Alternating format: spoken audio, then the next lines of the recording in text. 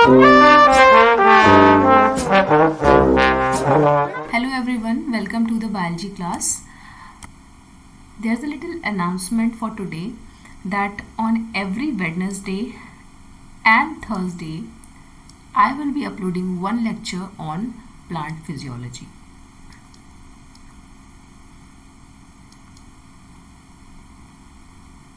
Right?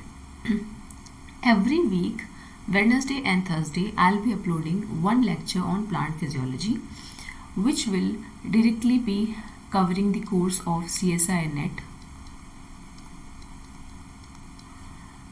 Okay.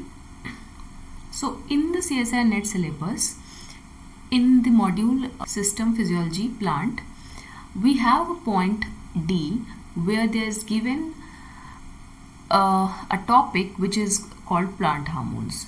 तो एक सब पार्ट है प्लांट हार्मोन्स और ये बहुत इम्पॉर्टेंट टॉपिक है. इट इज़ वेरी इम्पॉर्टेंट क्योंकि हर साल इससे क्वेश्चंस आते ही हैं.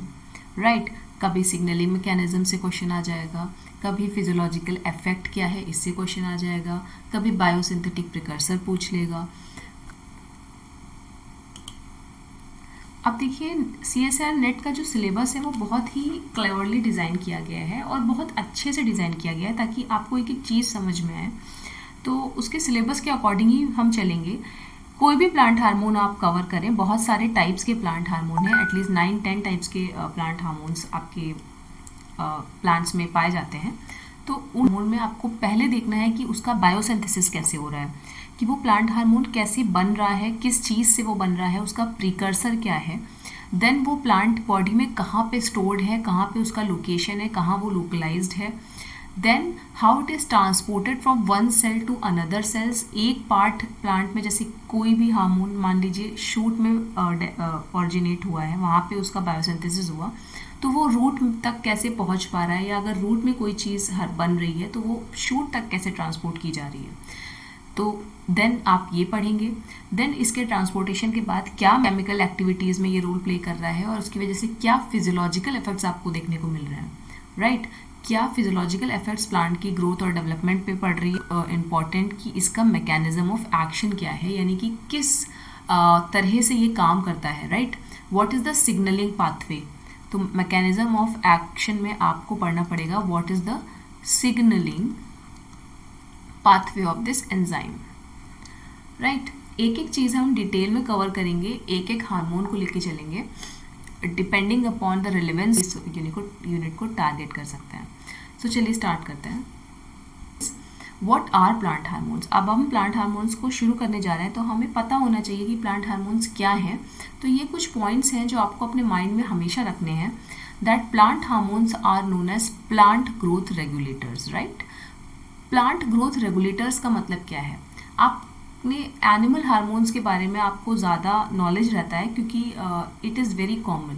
राइट एनिमल हार्मोन्स का काम क्या होता है, आपकी ओवरऑल फिजियोलॉजी को मेंटेन करके रखना. अगर आपके ब्लड में शुगर लेवल ज़्यादा है तो वहाँ पे इंसुलिन नाम का हार्मोन आ जाएगा, वो शुगर रेगुलेट करेगा, आपकी बॉडी से शुगर, आपके ब्लड से शुगर रिमूव कराएगा, उसको सेल में भेजेगा और फिर आपकी ब्लड का शुगर मेंटेन रहेगा. इसी तरह से प्लांट हार्मोन्स भी होते हैं जो अलग अलग फिजियोलॉजिकल एक्टिविटीज़ करते हैं जिनकी वजह से प्लांट की ग्रोथ इफेक्ट होती है. Right so that is why plant hormones are also known as plant growth regulators.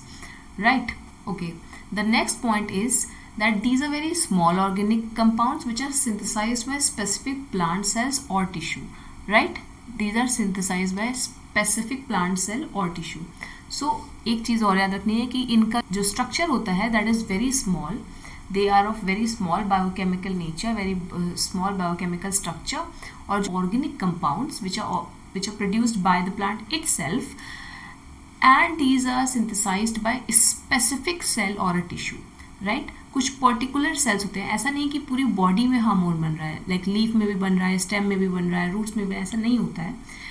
एक पर्टिकुलर एरिया में हार्मोन का डेवलपमेंट होता है, उसका ओरिजिनेशन होता है, and then after the biosynthesis of that hormone in that area ये हार्मोन बाकी पार्ट्स में ट्रैवल करता है. राइट अगर रूट्स में डेवलप हो रहा है तो ये शूट में जाएगा, अगर शूट में डेवलप हो रहा है तो रूट में जाएगा, डिपेंडिंग अपॉन उनकी नीड कहाँ है. राइट जैसे कि आपका एंडोक्राइन ग्लैंड्स में होता है कि एक पर्टिकुलर ग्लैंड में हार्मोन बनता है और फिर वो ब्लड सर्कुलेशन के थ्रू पूरे सिस्टम में भेज जाता है।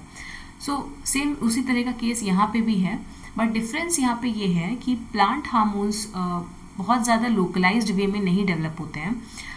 जैसे कि एनिमल हार्मोन्स जो है वो एक है कि बहुत ज़्यादा लोकलाइज्ड वे में वो ऑरिजिनेट होते हैं। जैसे कि एक पर्टिकुलर ग्लैंड अगर है तो वो उसी में डेवलप होंगे और वहाँ से वो सब जगह भेजे जाएंगे। बट ये एनिमल में होता है, बट प्लांट में ऐसा नहीं होता है। प्लांट में there are plenty of cells, right, plenty of cells, and वो किसी भी सेल में डेवलप हो सकते हैं। ठीक है, तो काफ़ी ज़्यादा डिफ्यूज मैनर में इनका बायोसिंथेसिस प्लांट सेल में होता है, लेकिन हाँ एरिया कन्फाइंड होता है, राइट। एक कन्फाइंड एरिया में ही ये डेवलप होते हैं। जैसे कि अगर कोई भी प्लांट कोई भी हार्मोन किसी प्लांट के कोलियोप्टाइल में डेवलप हो रहा है, राइट, टिप पे डेवलप हो रहा है कोई हार्मोन, तो वो टिप पे डेवलप होगा। टिप में प्रेजेंट होने वाले जितने सेल्स होंगे वो वहाँ पे डेवलप होगा, ऑरिजिनेट होगा, बाकी सेल्स में नहीं होगा, राइट। तो लोकलाइज्ड नहीं होता है बहुत ज़्यादा, बट हाँ एक कन्फाइंड एरिया में इनका सिंथेसिस होता है। सो this is the basic difference. Then these are very active in very low concentrations, right? किसी भी फिजियोलॉजिकल एक्टिविटी के लिए आपको बहुत ज़्यादा अमाउंट में प्लांट हार्मोन्स की रिक्वायरमेंट नहीं होती है। तो आपको याद रखना है कि these are active at very small concentrations, जैसे कि एंजाइम्स होते हैं, right, but enzymes are not always organic in nature. So ये बहुत ही स्मॉल क्वांटिटी में भी एक्टिव होते हैं, अपना फिजियोलॉजिकल रिएक्शन ये दे सकते हैं। So this is another important point. Then they help in promotion और inhibition of plant growth and development. सो दोनों चीज़ें रेगुलेट होती हैं यहाँ पे, ठीक है। प्लांट ग्रोथ और डेवलपमेंट को ये रेगुलेट करते हैं बाय प्रमोटिंग देयर ग्रोथ और by inhibiting their growth, right.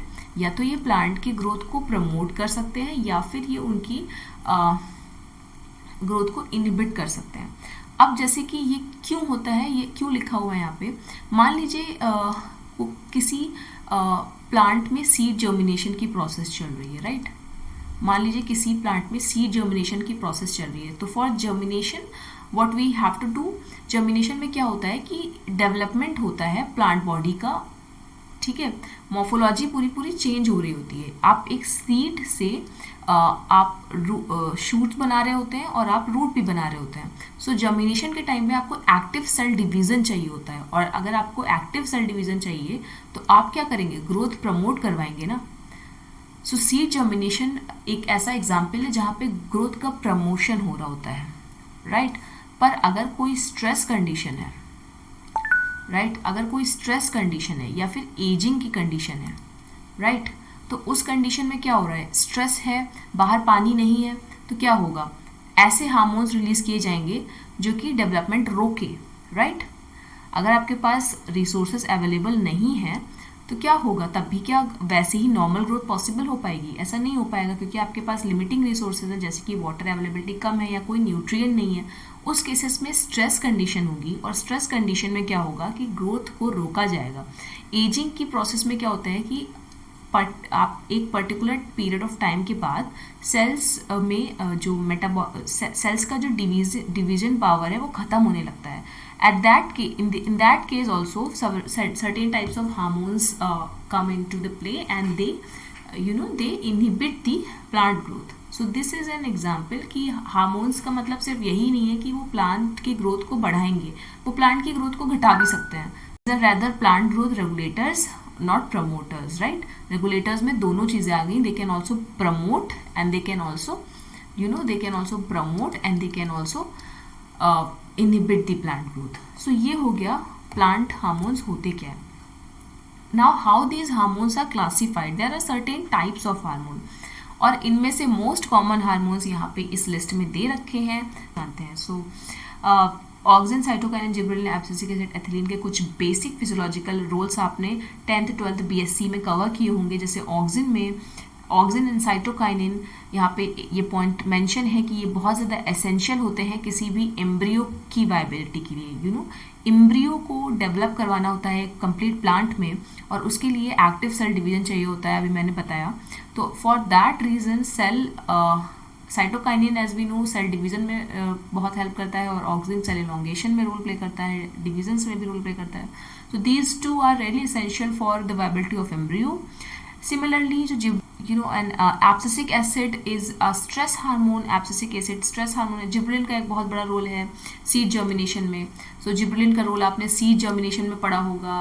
तो एब्सिसिक एसिड का भी एक बहुत बड़ा रोल है कि this is known as stress hormone. Stomatal opening and closure में इसका बहुत बड़ा रोल होता है. वाटर स्ट्रेस में ये हार्मोन रोल प्ले करता है. इथिलीन जो है वो फ्रूट राइपनिंग में काम आता है. तो ये बेसिक लेवल के फिजियोलॉजिकल फंक्शंस हैं जो आपने इनके बारे में अभी तक पढ़ रखे होंगे. बट बिलीव मी, इनका रोल इनसे कई ज़्यादा है जो अभी आप और देखेंगे. They have certain other roles as well, right. सो अब तक आप इन हार्मोन्स के बारे में तो जानते थे, बट अब आपको जो हार्मोन्स एडेड फॉर्म में पढ़ने हैं, that are brassinosteroids, salicylic acid, jasmonic acid and strigolactones. ये इंपॉर्टेंट एंजाइम, ये बहुत इंपॉर्टेंट हार्मोन्स हैं बिकॉज ये इन पे भी बहुत बार क्वेश्चंस आए हुए हैं कि ब्रेसिनोस्टेरॉइड का प्रिकर्सर कौन है, सैलिसाइक्लिक एसिड, जिस्मोनिक एसिड कब रिलीज होता है, what is the main physiological role, strigolactones कैसे बनता है, इनके सिग्नलिंग पाथवे क्या है. तो इन पे भी क्वेश्चंस आते हैं और हम इनको भी डिटेल में डील करेंगे, right. Besides this there are some very important facts कि आपको जो माइंड में रखने हैं. You have to learn these facts कि फर्स्ट स्टेरॉइड हार्मोन जो प्लांट हार्मोन हमें मिला था, it was brassinosteroid, right. First essential hormones for viability of embryo और auxin and cytokinin, and the salicylic acid and jasmonic acid are two of the plant hormones which are directly involved in the plant defense. And ये plant defense against होता है, it is against the insects or the herbivory, right. So ये आपको mind में रखना है. Then based on the precursors, based on the precursors, ये बहुत इंपॉर्टेंट पॉइंट है कि इन हार्मोन्स के प्रिकर्सर्स क्या हैं. इस पे हमेशा क्वेश्चन आता है, किसी भी एग्जाम में क्वेश्चन आ सकता है, चाहे डीबीटी हो, गेट हो, जहाँ कहीं भी प्लांट फिजियोलॉजी आएगा उनमें से ये क्वेश्चन बनने का चांसेस बहुत ज़्यादा होता है. So based on their precursors ये कुछ पार्ट्स में डिवाइडेड है, 3 पार्ट्स में डिवाइडेड है. सो आपका पहला पार्ट ये है कि कुछ प्लांट हार्मोन्स जो है वो अमीनो एसिड से ड्राइव होते हैं. So the plant's hormones which are derived from amino acids are auxin and ethylene, right? Auxin and ethylene ये आपको learn करना पड़ेगा. Auxin and ethylene are two plant hormones which are derived from amino acids, right?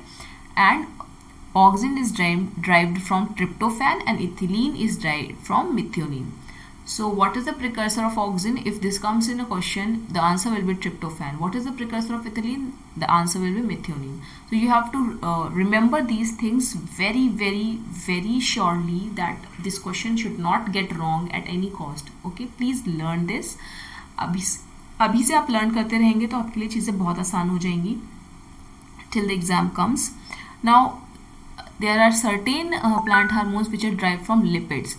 And the one hormone which is derived from lipid is a jasmonic acid. Okay, jasmonic acid मैंने अभी बताया, ये plant defence के लिए एक hormone है. इसका physiological role होता है प्लांट को डिफेंस प्रोवाइड करवाना against certain factors like हेर्बिवोरी.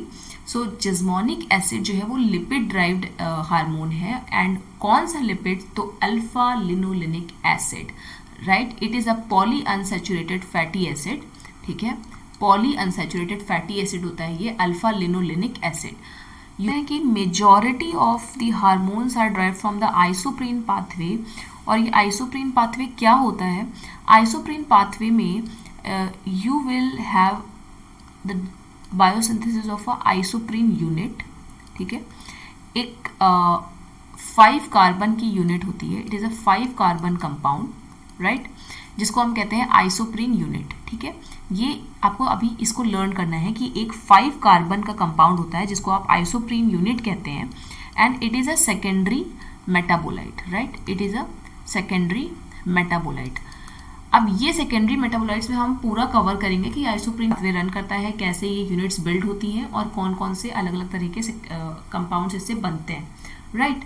But अभी आपको याद रखना है कि जितने भी plant hormones gibberellin, cytokinin, abscisic acid, brassinosteroid and strigolactone. All of these plant hormones, how will you learn it? Gibberellin, cytokinin, abscisic acid, brassinosteroid and strigolactone, which is GCABS. So these all plant hormones are derived from isoprene unit, right तो majority of plant hormones जो हैं वो isoprene unit से बनते हैं, जो कि 5 carbon की यूनिट है। तो आपको याद रखना है कि मेजरली 3 क्लासेस हैं, अमीनो एसिड से ड्राइव हो सकते हैं प्लांट हार्मोन्स, लिपिड से ड्राइव हो सकते हैं एंड आइसोप्रीन यूनिट से भी ड्राइव हो सकते हैं। So please keep this in mind, इस पे कभी भी क्वेश्चन आ जाता है, किसी भी एग्जाम में रिपीट होता है, सो ये बहुत इंपॉर्टेंट टॉपिक है। सो दिस इज़ ऑल, ये प्लांट हार्मोन्स के बारे में एक जनरलाइज्ड वे में आपका पहला लेक्चर था। Now the second lecture will be related to the auxins. और all the best, keep reading all the text from Pathfinder, right? Read Pathfinder, ठीक है? जितना भी मैंने अभी तक आपको बताया है, it's a summary of almost 1 page. So read the pathfinder, get your doubts clear. उसमें कोई दिक्कत होती है, टेल मी, कमेंट बिलो कि आपको कहाँ पे नहीं समझ में आ रहा है, and I will be here, I will be helping you. Just read pathfinder and समझने की कोशिश करिए कि जो मैंने बताया वो आपको उससे समझ में आ रहा है कि नहीं, right? Okay, so see you in the next lecture with Auxin. Thanks for watching it, और प्लीज़ इस वीडियो को शेयर करिए so that maximum students can get benefited. Thanks for watching it.